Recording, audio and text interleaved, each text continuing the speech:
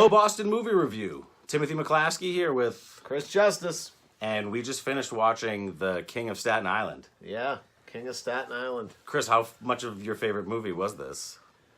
I wanted to really like this movie, and it wasn't even close to anywhere near my favorite movie. It would actually let me down a little bit. I'm not gonna lie. I'm in the same boat. Like, I didn't like Pete Davidson going into this, Right. but I love Bill Burr and Marissa Tomei, so I thought that this was going to be a slam dunk.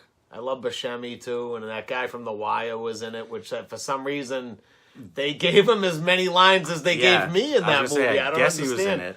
He was in The Wire. They were like, "Hey, just stand in the background, be a fireman. We're not even going to talk to you." And quick synopsis, right? Yeah. So Pete Davidson, it's a half biographical thing. His father died in 9/11 in real life, and in the movie, his father died as a fireman, but not during 9/11. And like a tragic fire. Yeah, widows his mother. He has a younger sister, and he has completely stunted his development in life. He's 100%. arrested development. He's 24, 26? 20, yeah, something like. He's 24, I think. Yeah. And he's a fuck up. He lives at home, doesn't have a job. He just does drugs, and you would think that would be kind of funny, right? You would think that would be funny. It's not funny at all. No, and I don't know. It just there was at least 5 or 6 scenes that were completely unnecessary. I felt like the first 35 minutes of this movie could have been done in 12. I don't know why there was these. I don't know. It felt like it could have been a great movie, and to me, it was a huge disappointment. I don't know why everyone's saying it's Judd Apatow's best movie. I'm assuming they never saw Superbad or. I think you pointed out that the beginning of the movie doesn't need to be there, and I think that's the problem with the movie, is that the movie is about the wrong thing.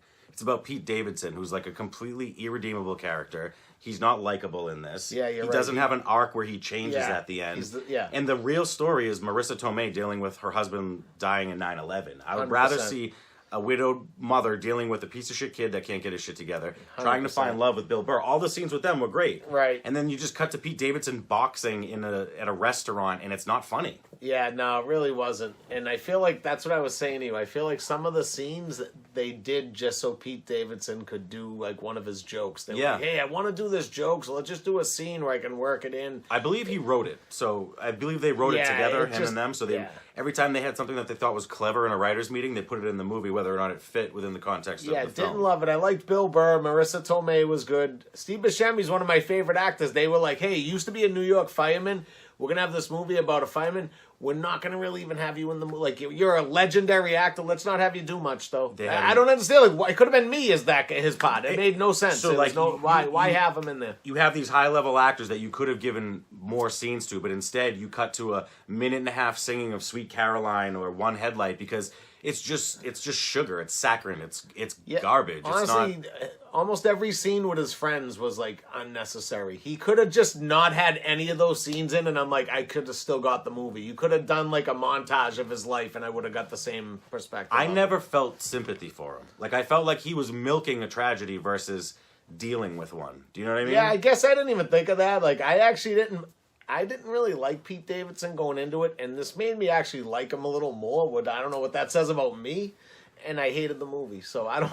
Because most of people's probably perception of him is from the headlines and the dating Ariana Grande and all that stupid shit. My kids know who he is, which is I don't know how they don't even know any other stand-up comedian. But I think that's the only thing really putting success behind this movie is this outside influence of it. This isn't a story about 9/11. They don't even. It's not. The death has nothing to do with 9/11. Right. I guarantee you heard the words 9/11 300 times when the promotion of this movie came out and when they were talking about it in interviews. Yeah, this is a real thing to talk about in that. No, it's true. And to build around it. It should have been Bill Burr going to the fire station and talking to those guys and I had more fun in those scenes than when Pete Davidson is smoking pot and they're trying to guess what millennial dialogue sounds like. It was stupid. Yeah, no, that was like I said, wasn't a huge fan of this movie. I think the movie's, how would you say, 30 minutes too long, 20 minutes too long? At least 30 minutes too long. And it's 2 hours and 17 minutes, and I can't see how that thing couldn't have been an hour and that should have been an hour and 45 minutes tops. We're doing spoilers now, okay? So from this point on, we're going to say spoilers here, if you haven't seen the movie.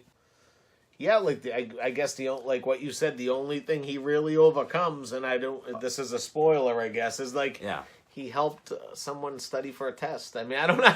And at the end of the day, like, she asked him to help, and he was like, "Yeah, I'm going to help you with this. I'm going to really do it." And she doesn't believe. I mean, it just There's no arc for the main character. No. The inciting incident of how our characters meet, is that Pete Davidson's in the woods and finds an 11-year-old kid that he decides to tattoo, and that's the inciting incident is how this whole thing comes. And then after Bill Burr meets the wife that raised some kid that would tattoo an 11-year-old, he's like, "Oh, I should go date that woman." Right? Yeah, it was kind of weird. That was before he knew that she was a fireman's ex. Like, Yeah, I thought none of these things. Yeah, actually, these are spoilers, so I guess. All this will come after in the video. I thought it was weird when he showed up at the door and didn't know that it was the fireman's wife. Like, I thought that's what he was gonna say. Exactly. Like, "Hey, I didn't realize And you were Tom's wife." Like, "Hey," and that was how they had their.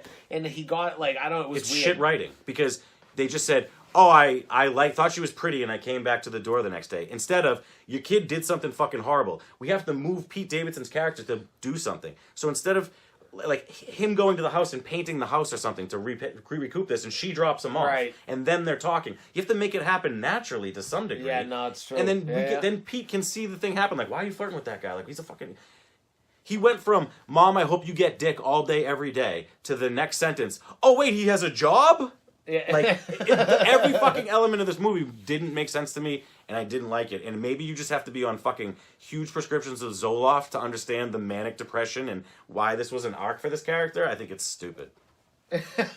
I mean, Tim's holding back, I think. But Yeah, I'm passionate about this shit. I didn't really like it either. I saw the reviews online. A lot of people like it, and I don't know if they Yeah. just were like going into it like, "Oh, this is a No, Judd a Apatow lot. movie. I'll shut my brain off and No, shit." I'm seeing a lot of people like it. I think we're in the minority here, so It's, whatever. it's not a funny comedy, and it is not an effective drama to me. So Boom. I miss That's on both pretty parts. much, that sums it up right there. I mean, that should be the tagline underneath King of Staten Island. It's not a funny comedy, and it's not an effective drama.